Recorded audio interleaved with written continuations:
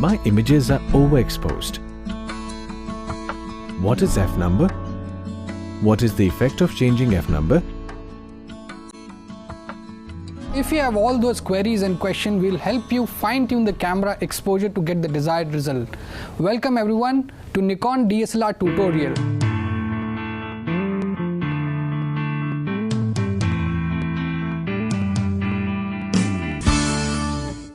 As in the last session, we discussed about the advantages of DSLRs and how you can make use of your DSLRs. In this episode, we'll be talking about exposure, which is the basis of creating good images. Now in this episode, we'll discuss the concepts about analyzing the light and how you can make use of light to get a properly exposed image. Let's talk about exposure.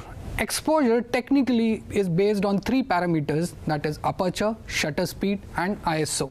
If we define exposure, exposure is basically allowing just enough light onto the light sensitive medium to ensure the subject is captured with the same level of illumination as it is. So when we talk about light sensitive medium in DSLR, the light sensitive medium is your camera image sensor. So let's have a look at these three images. The first image that you see is overbright image. Technically we call it as overexposed image.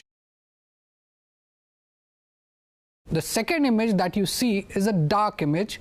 Technically we call it as underexposed image. The third image that you see is properly exposed image, and technically we call it as balanced exposure.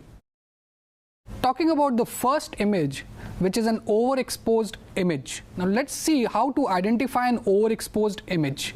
As you can see from the image, the brighter part of the image, that is the clouds, have been blown out. All the details in the clouds have been blown out. That means an overexposed image shows you as if the brighter part of the image have been blown out and there are no details in the brighter section of the image. That is what we call an overexposed image. It is also very easy to identify underexposed images. As you can see from this image, there are no details in the shadow part of the image. This is what we call an underexposed image. Let us now talk about a balanced exposed image. Here is a perfect example of balanced exposure, wherein you can see the details in the brighter part of the image as well as the darker part of the image. This is what we call a balanced exposed image. At the beginning of this session, we spoke about exposure is based on three components: aperture, shutter speed and ISO. Let's talk about aperture and understand how it works. Aperture is basically a mechanism to control light entering the lens, similar to human iris diaphragm. To make you understand aperture in a better way, I have this Nikon 35mm DX lens, which is a very good low lighting lens. Now if you take out this lens and if you see from the back side of the lens, you'll see a small lever. So in order to see the aperture blades inside the lens, what you can do is you can just push this lever and you will see aperture getting widened up. This is what we call aperture of the lens. So here you have a narrow aperture and here you have a wider aperture. Comparing aperture with human iris diaphragm is very easy. Now when you move inside a cinema hall or a dark theater, initially you don't see anything, everything is pitch dark, and after some time the human eye pupil expands so that it can absorb more light. Similarly, when you move out from a darker situation to a brighter situation, the pupil contracts. The same principle is implemented on a camera lens, which is called aperture. Basically, aperture performs two roles. One, it controls exposure, and second, it controls the depth of field. Coming to the first role of aperture, that is exposure, here is an image which has been shot in low lighting situation. Now in this kind of situation, you require your aperture to be wide open. So that means you require wider aperture if you are shooting in low lighting conditions. Let's see another example of how aperture controls exposure.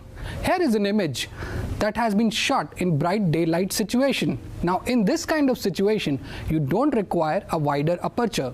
So small aperture is what is required in brightly lit situation to get properly exposed image. Let's talk about another role of aperture, that is controlling the depth of field. Here is an image in which you can see the foreground as well as the background both are defocused. This is because we have used a wider aperture here. As you can see in the image, the subject, that is the white horse, is in focus and crisp, sharp, whereas the foreground as well as the background both are defocused. This has been achieved by making the aperture wide open. Keeping the same subject and the same image, if you just keep your aperture small, you will see the foreground as well as the background both will be crisp, sharp.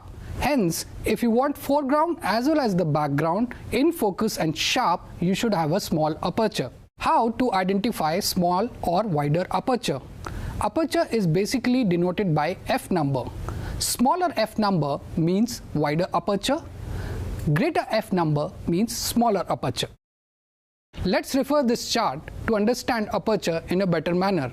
Here we have various f numbers starting from f1.4 to 2.8 and further to f22. Now, as you can see from the reference images, the first image that has been shot at f1.4 is an overexposed image because this f number was too wide in the given lighting situation. As we keep on increasing the f number further to 2.8, the outcome is still better, but it's again an overexposed image. You keep on increasing the f number, you keep on making the aperture smaller and smaller. So f5.6 is what that gives us a balanced exposed image.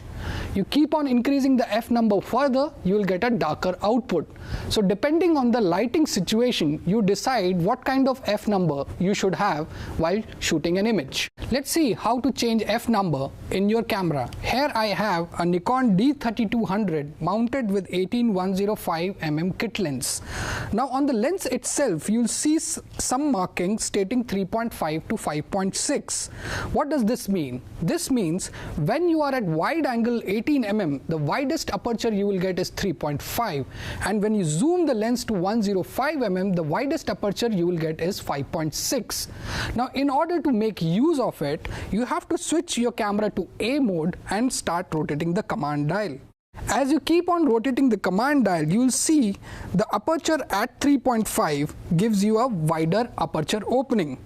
And you keep on increasing the f number, your aperture starts becoming smaller and smaller. So at f22, probably you will have the smallest aperture.